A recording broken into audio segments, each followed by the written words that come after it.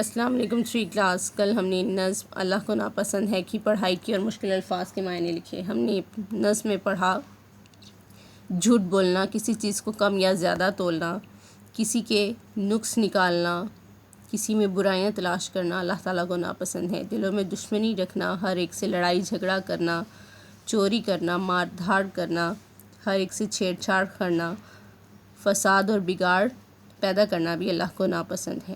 اللہ کے وہ نیک لوگ جو ذکر ہی میں خوش رہیں اور دوسروں کو برے کاموں کے کرنے سے نہ روکیں، اللہ کو ایسے لوگ ناپسند ہیں۔ آئیے نظم اللہ کو ناپسند ہے کو مد نظر رکھتے ہوئے مشقی سوالات حل کرتے ہیں۔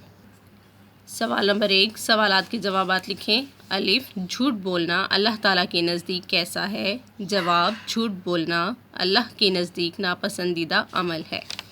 ب، کوئی چیز تولتے وقت ہمیں کس بات کا خیال رکھنا چاہیے؟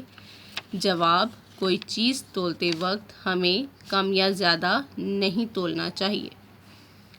ج، ہر طرف برائیاں پھیلی ہوئی ہوں تو ہمیں کیا کرنا چاہیے؟ جواب، ہر طرف برائیاں پھیلی ہوئی ہوں تو ہمیں ان کے خلاف جہاد کرنا چاہیے۔ سوال نمبر 2، درست جملے کے سامنے ٹک اور غلط جملے کے سامنے کراس کا نشان لگائیں۔ نمبر 1، ہر ایک سے چھیڑ چھاڑ کرتے رہنا اچھی بات ہے۔ غلط، ہمیں ہر ایک سے چھیڑ چھاڑ نہیں کرنی چاہیے۔ نمبر 2، برائی کے خلاف آواز نہ اٹھانا اور چپ رہنا ہی بہتر ہے۔ غلط۔